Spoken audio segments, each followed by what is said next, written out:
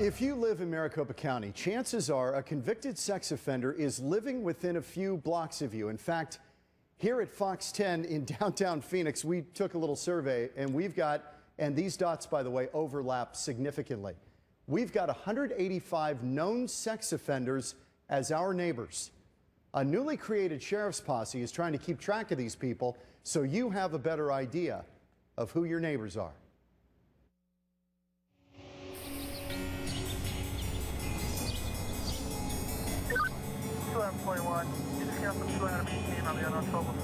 Tracking sex offenders in Arizona is often a game of cat and mouse. A third of all high-risk sex offenders in Arizona are unaccounted for. Authorities don't know where they are. That's why 10 months ago, the Maricopa County Sheriff's Office created the Level 3 Posse. Yeah, 230 King. Volunteers like Mark Hanley out on a Monday morning, paying an unexpected visit to high-risk sex offenders. We have about a half a dozen or so Level 2 and Level 3 that we're going to go out and verify that they are living where they've registered to live. The sex offenders usually aren't violent that way, right?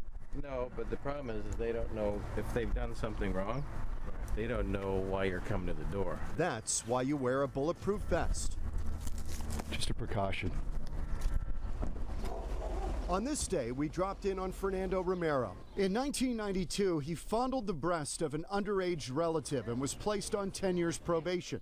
But he failed to register as a sex offender, and that sent him to prison for a year. It's a mistake he says he won't make again. You're cool with these guys coming and checking on you from time to time. It's okay with you? Yeah, that's fine. Released 2 years ago, Romero registered as a sex offender. You had to let them know who you were and what you had done.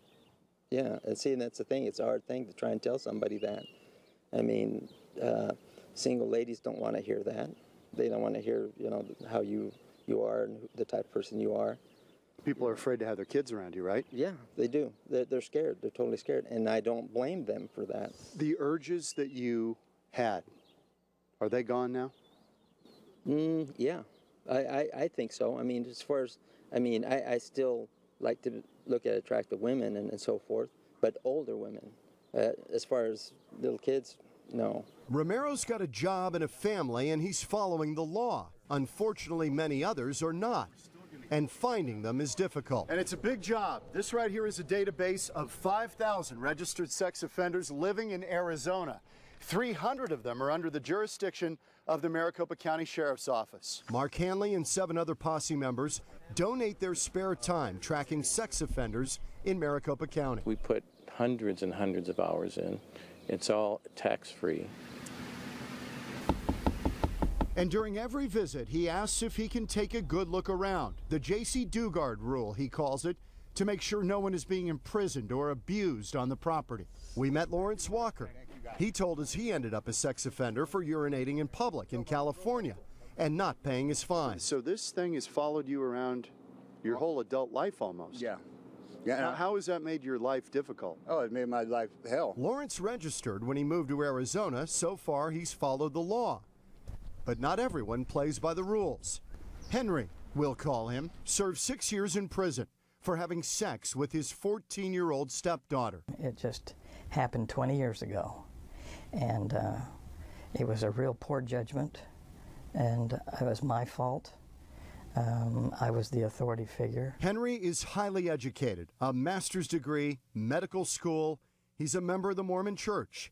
He was living in an upscale East Valley neighborhood. No sex offenders can reside in that community. So he registered using a phony address. I had to put down a different address indicating that I'm homeless. The Level 3 Posse figured it out within minutes. He re-registered, and now his neighbors will be notified. This strikes me that you've got to do a lot of game playing to try to live a normal life once you've served your time. Is that correct? You have to notify everybody that you are a sexual offender. And there's such a stigma attached to that most people walk away from you. The Justice Department estimates 6% of all sex offenders will re-offend at some point. Officers will tell you that number is much higher. And that's why Mark Hanley and the Level 3 Posse are out here. Making sure that they're living where they're supposed to be living, where they registered, and they know that we're going to be around every 6 to 12 months. I think that keeps them in check. They're just doing their job. It's not their fault. You know what I mean? I can understand there's messed up people out there in this world. Can you ever get beyond it, or will it always haunt you? It's a lifetime ordeal. I don't think you'll ever get past it.